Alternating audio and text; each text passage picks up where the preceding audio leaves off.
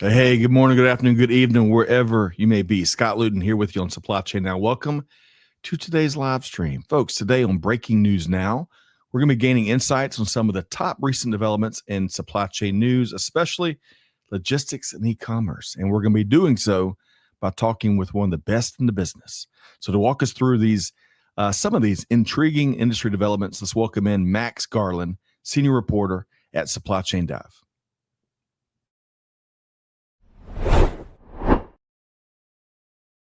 Hey, Max, how you doing? Good, Scott. Thanks for having me on. It's always good to catch up with you. Same. We had a wonderful time learning from you and your analysis and perspective back on the Buzz, probably months ago, sometime last year. But it was great to have you back. And by the way, I learned in the pre-show, Maxwell J. Garland, which is going to be also a character on The Gilded Age on HBO coming soon. Is that right, Max? I can confirm you heard it here first on Supply Chain Now. Yes, that is the case. All right. Well, let's get into the facts of the matter. I really appreciate the great work you do on a regular basis.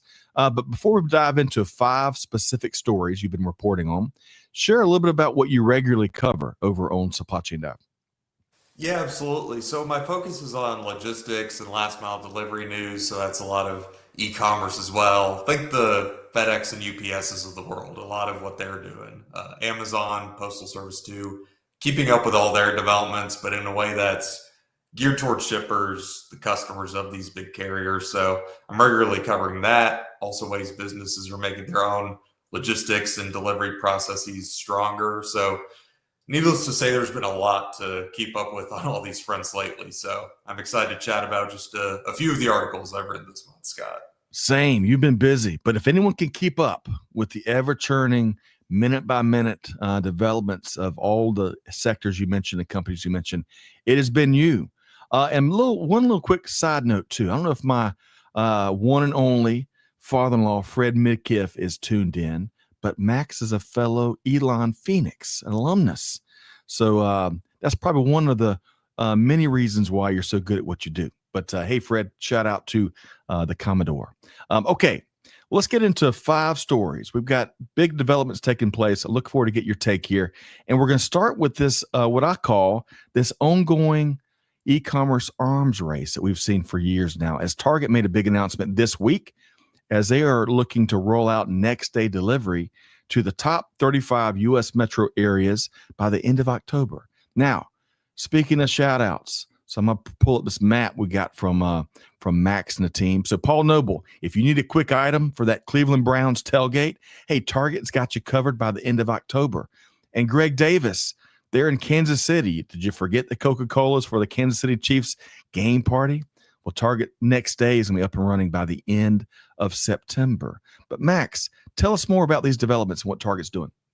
Yeah, so Target's really pushing hard for next day deliveries. It tries to turn around, the lagging sales that it's had recently. And the company already does its fair share of same day deliveries, 2-day, but next day is a big opportunity, is what it feels. So, yeah, by the end of October, if you're in one of those big US metros, you can get Target next day delivery. And there's going to be 20 more markets getting the service in 2026. So, a big reason why Target can do this now is they're getting better when it comes to delivery routing, demand forecasting.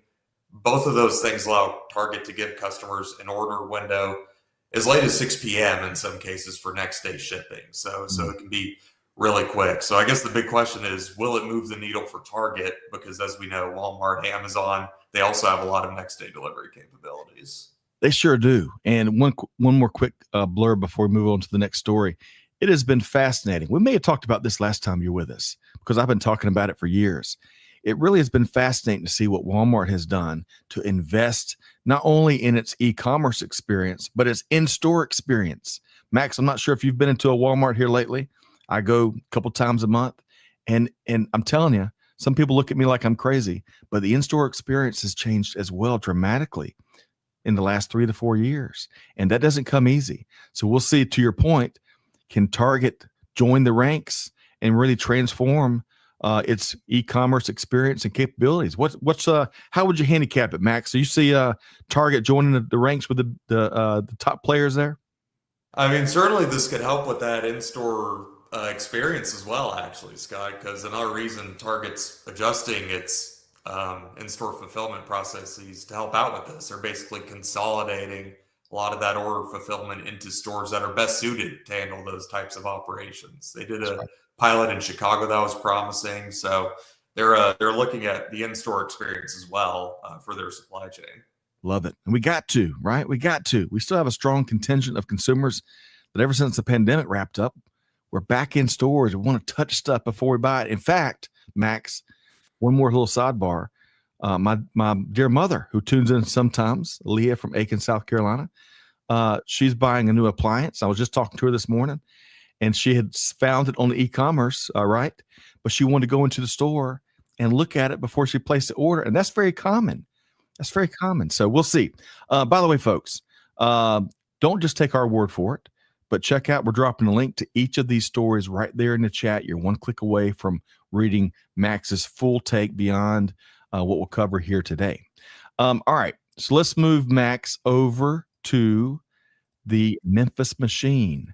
There were recently announced 2026 rate hikes and some higher surcharges over at FedEx, which has almost become an annual rite of passage. But Max, tell us more. Yeah, I mean, you're right, Scott. It is an annual tradition for FedEx and UPS too. It's about as predictable as Christmas coming every year. But the upshot is that FedEx, was the first to announce its 2026 rate increase. UPS hasn't yet, but it's a 5.9% average increase. Takes effect in January, affects a bunch of U.S. services. There are going to be surcharge increases too. So think fees for bulkier packages, deliveries to more remote areas. Those will all be higher. So obviously rising shipping costs, pain point for all businesses. I'm sure many viewers of the show can attest to that as well.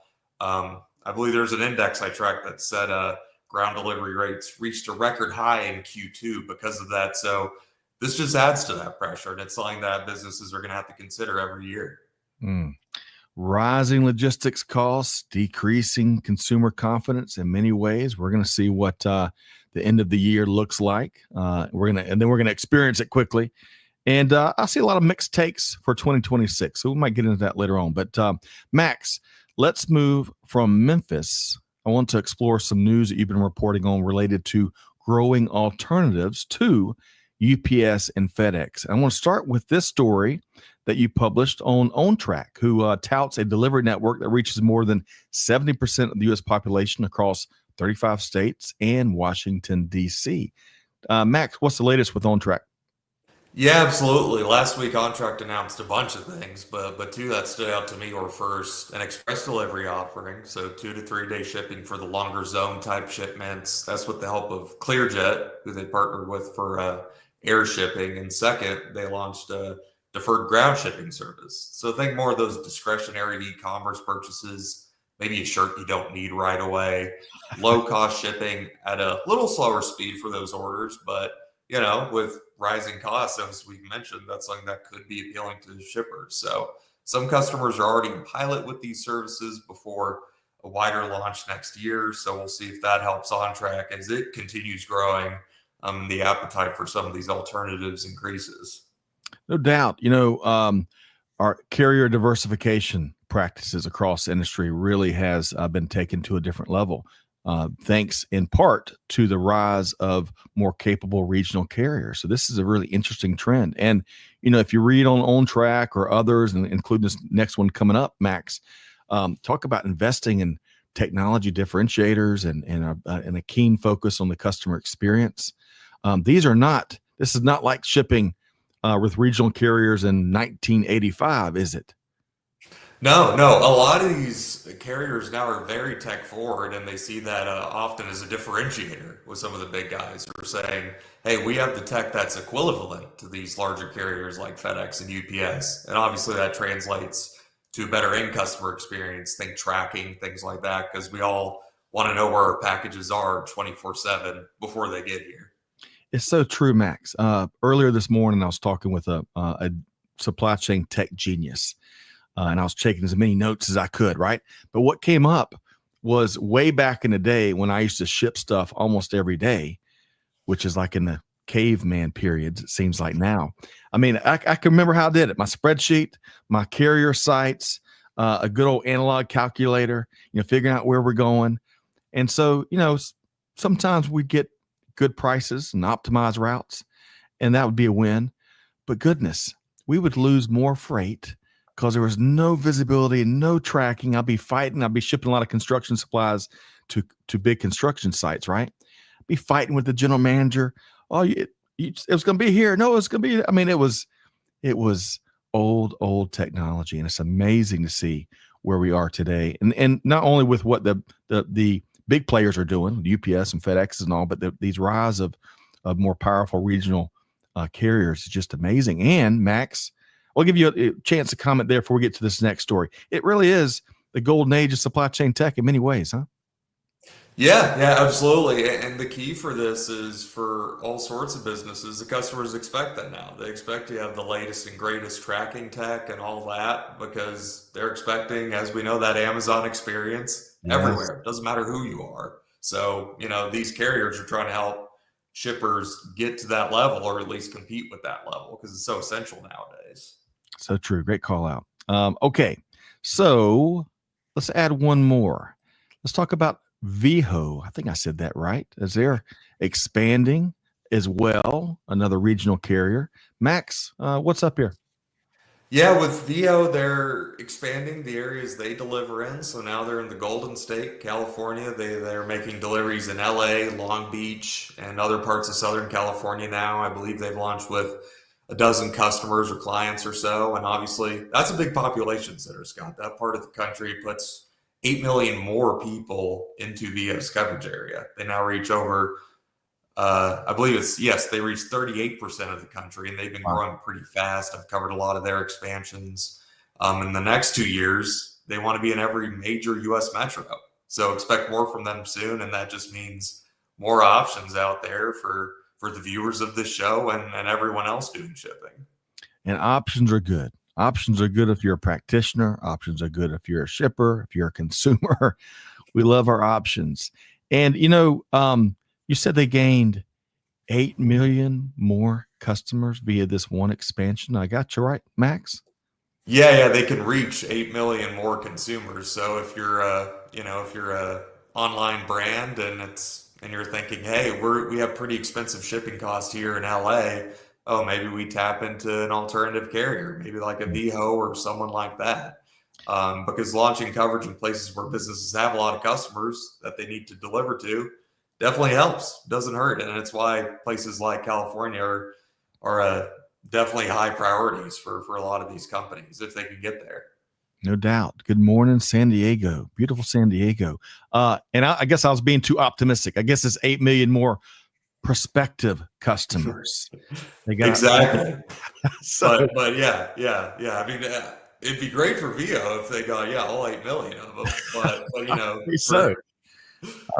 for a business, it's nice to have that opportunity where it's, hey, we can use Veho for this particular shipment. Great, Yep. I was on their site earlier today checking out this development you reported on and others. And again, lead with technology, lead with data. They in their boilerplate, they mentioned their own time delivery scored upwards of 99%, and their customer ratings. I want to say 4.9 out of 5 out of thousands of ratings. When you can lead with metrics like that, I say things are going pretty good, Max, huh? Yeah, because a key equation, we've talked about the cost side, but you also got to consider the service side too. Having that delivery reliability, making sure the end customer knows where their package is and also get it reliably, that's key because as an e-commerce brand, that reflects on you too for the end customer. They aren't just thinking about the carrier in that instance, they're thinking about your brand. And obviously they don't want a delayed delivery experience to continue. So it's a crucial point there. That's right. And one more before we move on to this next story, our fifth story. You made a great call out a few minutes back about how customers and consumers expect the latest and greatest technology. Kind of going back to my lack of visibility and my old ways of shipping things forever and forever ago. It's not like that now. I would add to that because you really got me thinking. Team members and the top talent that join these organizations are also more and more expecting us to do things like it's 2025 or 2035 versus being stuck in the old ways of doing things too. So you not only got to make those consumers that we're talking about so much here today, but as you're looking to hire top talent, they want to see technology in place too. Is that right? Yeah, absolutely. And you think of all the ways these carriers and all other businesses are implementing AI now, that's going to be transformative in some ways to the delivery experience. As to how it evolves, not sure, but we know that it's going to have a big impact, even from the customer facing side, but also in more the back end, nuanced operations too.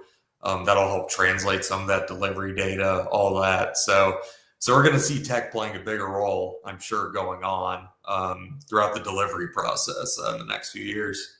If I just had those bots and agentic AI technology back in 2004, oh man, we'd be cooking with grease back then. Let's talk about this. Let's talk about, because there's a bunch of heartburn, right? As we get into our fifth story here, lots of heartburn over the end of de minimis here in the U.S. But one organization is jumping in to help operators resume their U.S. bound e-commerce shipping. Max, tell us what the Universal Postal Union is doing. Yeah, I like the transition, Scott. That's good. But yeah, so this is all about the international trade chaos we've been seeing happen over the past few weeks, specifically for those low-cost shipments entering the U.S. There's a bit of context that's important. The de minimis exemption ended last month. So think of all those low-cost e-commerce shipments you get from overseas on sellers from Etsy, eBay, Temu, Shein, a lot of different marketplaces. Those are now being assessed some form of duty or tariff. So now a lot of sellers that don't typically have to worry about tariffs or customs complications, now they do. So this is the case for packages through postal networks too. And postal shipping has been a very cost-effective and easy way to get things to people. But now they're being assessed a duty, has to be handled by carriers or qualified parties. And during that kind of transition, a lot of international postal networks have suspended package shipments to the US. So the UPU wants things to get somewhat back to normal. So they have this delivery duty paid capability to hopefully help postal services restart some of their US shipments. Wouldn't it be nice if we could get as much as we could back to normal? Max, wouldn't that be nice? Well, it would be interesting to see. I'm going to put you on the spot with a question, and you don't have to answer this, but I'm really curious. Do you see any sort of scenario where de minimis may come back in some way, shape, or form, that loophole, maybe in a future administration or something like that? Do you see that, Max? I mean, it's certainly possible. It's on the table. I think part of it depends on how difficult or easy the transition is for businesses that rely on de minimis right now, and how much noise and pressure will they put on the current administration, future administrations, too. You have to think about the end consumer. If we're getting, suddenly assess these tariffs on international shipments, maybe that'll pressure in terms of inflation, rising costs. So I think it depends on how supply chains transition, and two, how much supply chains and consumers will pressure regulations to change or get back to, as you noted, the way things work, because that enabled a lot of e-commerce shipments to flow into the U.S. That's right. And I mean, you named them, the rise of these massive e-commerce players that really specialized in that one particular loophole that de minimis provided. It really, I mean, gosh, you're talking about a loophole that created billions of dollars of revenue. I don't know, for these companies overseas. It's interesting. We'll see. We'll keep. I think I like how your crystal ball seems to be functioning very well, Max. I need to find out where you bought yours. Clearly not at Temu, and it must have been must have been somewhere else, a Target product or Wish. Yeah, back in the day, I remember Wish. That was another one of these. But yeah, I mean, this has been key for supply chains like Temu and Shein to directly ship stuff to U.S. consumers for cheap. So how they adjust is something I'm definitely keeping my eye on. And you got to admire that entrepreneurial approach, right? You really do. Figure out what the rules of the game are, find where you can, differentiate and really specialize and blow your consumer socks off, and then land and expand, right? So it really is a fascinating study. Okay. So we've walked through 5 stories here, and we've dropped each of those links to Max's excellent reporting right there in the chat. So check it out. We'd love to get your feedback on them. I bet Max loves hearing from his readers out there. So do that. Before we pose 2 final questions with Max, hey, I want to wrap up. Before we move into wrap up, I want to make sure I share.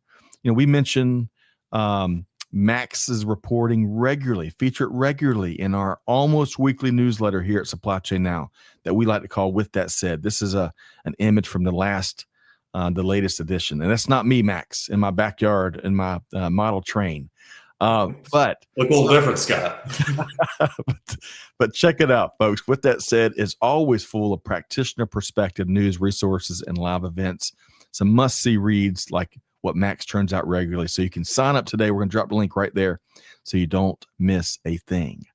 Okay, Max, you have been standing and delivering. I've got one more big question and one more easy question, I think, for you. The big question, Mr. Garland, as we charge into peak in fourth quarter, we're only a couple weeks away from fourth quarter 2025 for most organizations. That's crazy. What is but what is a top potential story or development on your radar that you're watching really closely?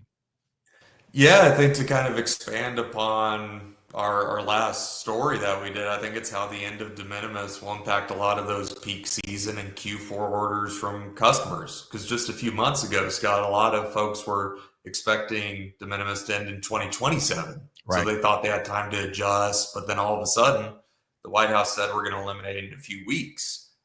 So that's what happened, and this could make for a pretty disruptive holiday for those cross-border shipments coming into the U.S. because for a lot of brands, they don't want to shift their operations fully right now. They have to make sure they can meet that holiday demand because preparing for that is a year-round sort of endeavor. So what do you do as a business if you relied on this, but now you can't do duty-free shipping anymore because de minimis is gone? Do you pass price increases onto customers? That's risky. Maybe you bulk ship into the U.S., but that's an adjustment. Maybe do more U.S.-based fulfillment rather than Canada or Mexico. That also takes time. So big questions for brands heading into a Q4, Scott. Max, I'll be staying tuned to all of your reporting and analysis. That's the only way we can keep our finger on the pulse and figure out what to do as things are changing. And some days it feels like minute by minute. It really does. But Max Garland, always a pleasure. Let's make sure folks know how to track you down. Supply Chain Dive, folks, y'all hear us talk about Supply Chain Dive just about every edition of the Buzz, our news-oriented programming. They're the best of the best, and Max is an epitome of that. So, but it's not just Supply Chain Dive. You got a whole series of publications over there at Dive Industries, right? Dive Properties. But Max, how can we track you down?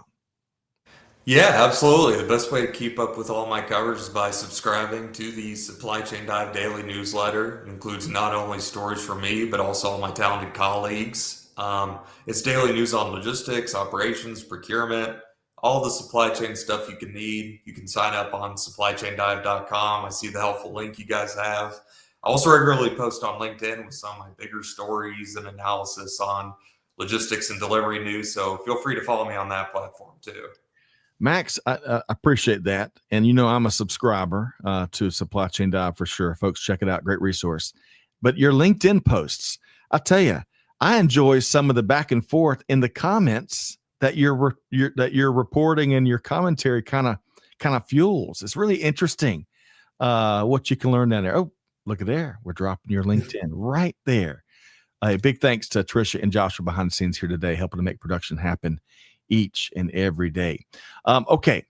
Before we wrap here, folks, hopefully you've enjoyed this conversation with Max Garland, senior reporter with Supply Chain Dive, as much as I have. Max, I got to say thank you first. Thanks for being here.